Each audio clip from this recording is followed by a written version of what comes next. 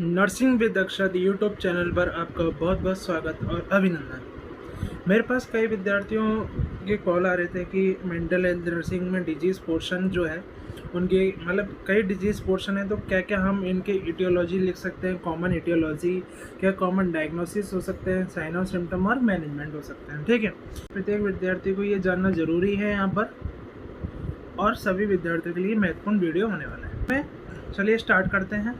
ठीक, जो आपकी बीएससी नर्सिंग 6 सेमेस्टर की सब्जेक्ट है, ठीक है, मेंटल हेल्थ नर्सिंग।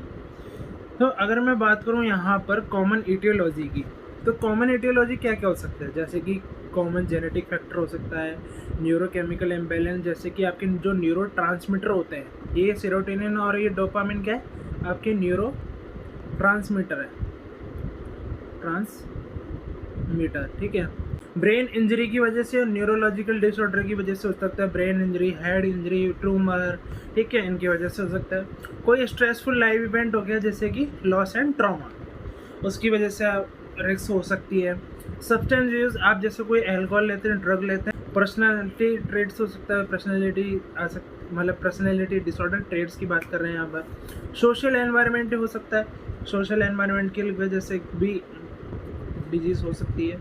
ठीक है, अब बात करें यहाँ पर कॉमन साइन और सिम्टम्स की, तो मूड चेंज में जैसे कि डिप्रेशन, एंजाइटी और इरिटेबिलिटी, डिस्टर्ब थिंकिंग जैसे डिल्यूजन और हेल्यूसिनेशन हो गया, है कि बिहेवियरल चेंजेस में अग्रेशन और विड्रॉल, स्लीप में डिस्टर्बेंस हो सकता है, लॉस ऑफ इंटरेस्ट हो सकता है, पुअर कंसंट्रेशन एंड मेमोरी हो सकती है, ठीक है, सुसाइडल थॉट्स और सेल्फ हार्म हो सकते हैं, इम्पेयर्ड सोशल फंक्शनिंग हो सकता है। ठीक है, तो ये आपके कॉमन साइन और सिम्टम्स हैं।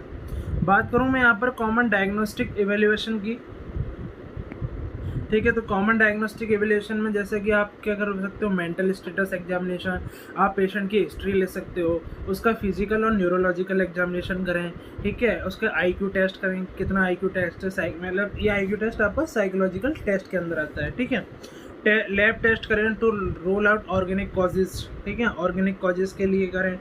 Brain imaging, CT scan, MRI if needed, मतलब अगर ब्रेन इमेजिंग करें, सिटी स्कैन, एमआरआई अगर ज़रूरत हो तो।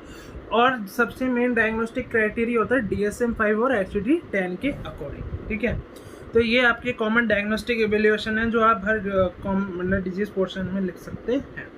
ठीक है, इसके बाद मैं बात करूँ यहाँ पर कॉमन मैनेजमेंट की, तो कॉमन मैनेजमेंट में फार्माकोथेरेपी में सबसे पहले ये ड्रग तो आपके लिए इम्पोर्टेंट है, anti depressant, anti psychotic, mood stabiliser, anti anxiety drugs, तो ये तो आपके लिए है ही है, एंटी एंजाइटी। ठीक है, ECT आपकी साइकोथेरेपी है, behaviour therapy, rehabilitation, family therapy और लाइफस्टाइल मॉडिफिकेशन।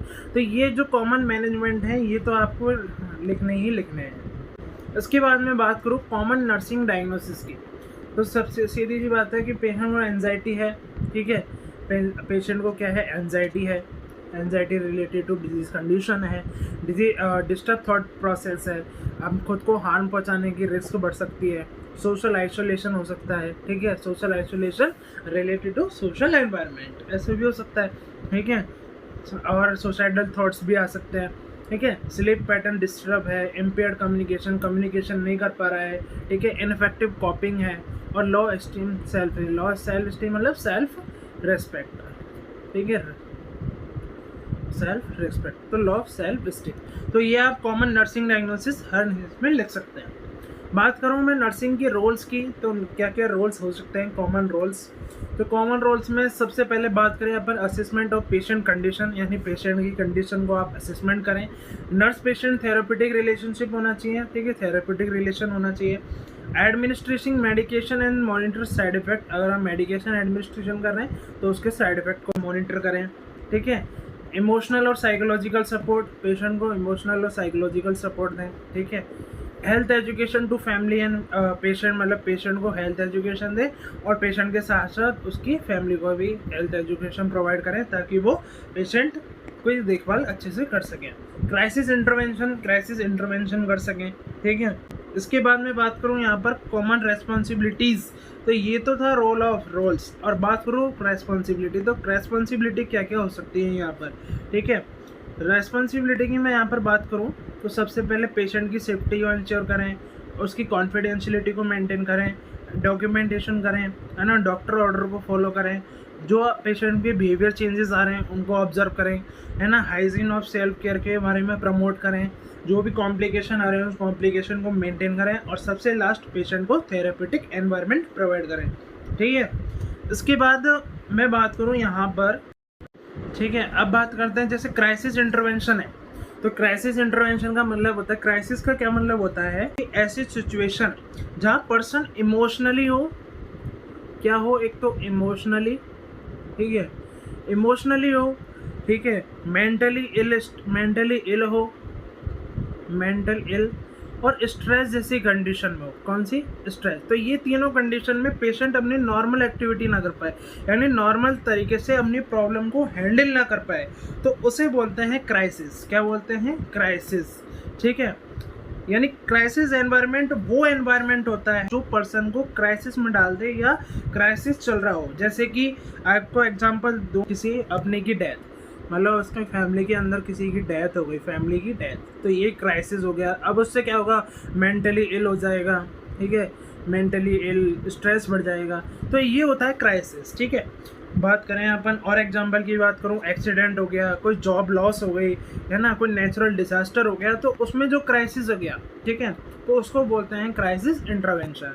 ठीक है, अब मैं बात करूँ यहाँ पर थेरेपेटिक एनवायरनमेंट। तो थेरेपेटिक एनवायरनमेंट का मतलब होता है जो नर्स और पेशेंट के बीच जो प्रोफेशनल कम्युनिकेशन होता है। जैसे प्रोफेशनल कम्युनिकेशन की मैं बात करूँ, जैसे कि वो गोल, यानी नर्स वो गोल बनाती हैं जो पेशेंट के मेंटल हेल्थ कंडीशन को इम्प्रूव करे। ठीक है, क्या करें? मेंटल हेल्थ कंडीशन को क्या करें? इम्प्रूव करें। ये जो थेरेपेटिक एनवायरनमेंट है, ठीक है, इम्प्रूव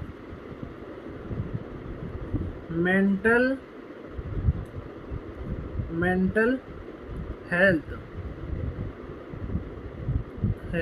ठीक है, तो उसे बोलते हैं थेरेपेटिक एनवायरनमेंट। ठीक है, अब मैं बात करूं यहाँ पर कि mental health nursing university exam में आपको आंसर देने का, जो आंसर लिखने का जो पैटर्न है, ये क्या सीक्वेंस होता है आंसर लिखने का? सीक्वेंस। ठीक है, अगर मैं यहाँ पर सीक्वेंस की बात करूँ, ठीक है, जैसे सबसे पहले आप इसको इंट्रोडक्शन लिखें, फिर डेफिनेशन लिखें, फिर रिस्क फैक्टर। जैसे मान लो सिजोफ्रेनिया है, तो सिजोफ्रेनिया का आप सबसे पहले इंट्रोडक्शन लिखें, ठीक है, डेफिनेशन लिखें, इटियोलॉजी, रिस्क फैक्टर लिखें। साइकोडायनेमिक्स का मतलब होता है साइको, जैसे अपन पैथोफिजियोलॉजी लिखते हैं, ऐसे ही साइकेट्रिक के अंदर साइकोडायनेमिक्स होता है। ठीक है, इसके बाद मैं बात करूँ क्लिनिकल मैनिफेस्टेशन या साइन और सिम्टम्स की, ठीक है, डायग्नोसिस, ट्रीटमेंट, नर्सिंग मैनेजमेंट, ये तो आपको लिखना ही है, नर्सिंग रेस्पॉन्सिबिलिटी कि उसमें रोल ऑफ नर्स क्या हो सकता है, नर्सिंग डायग्नोसिस और एनसीपी।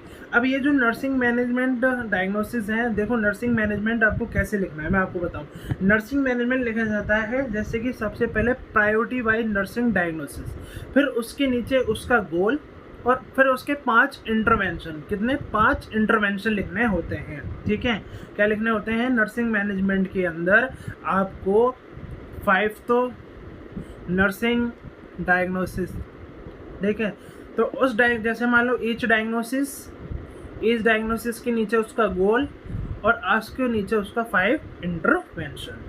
ठीक है, तो ये होता है नर्सिंग मैनेजमेंट का तरीका। अगर आपको ये लॉन्ग क्वेश्चन के अंदर नर्सिंग मैनेजमेंट दिया है तो आपको ये ऐसे हैंडल करना। एनसीपी के अंदर आपको पेशेंट की हिस्ट्री, पास्ट, प्रेजेंट लिखनी है, ठीक है, वाइटल साइन वगैरह इसके बारे में लिखने हैं। ठीक है, फिर उसके बाद आपको डायग्नोसिस बनाना है, असेसमेंट, डायग्नोसिस, एनसीपी का फॉर्मेट है, उसके अकॉर्डिंग आपको ये बनाना है। ठीक है, तो ये था कॉमन इटियोलॉजी, कॉमन साइन और सिम्टम्स, कॉमन डायग्नोस्टिक इवैल्यूएशन और कॉमन मैनेजमेंट के बारे में। ठीक है, तो आज की वीडियो में केवल इतना ही। जय हिंद, जय भारत।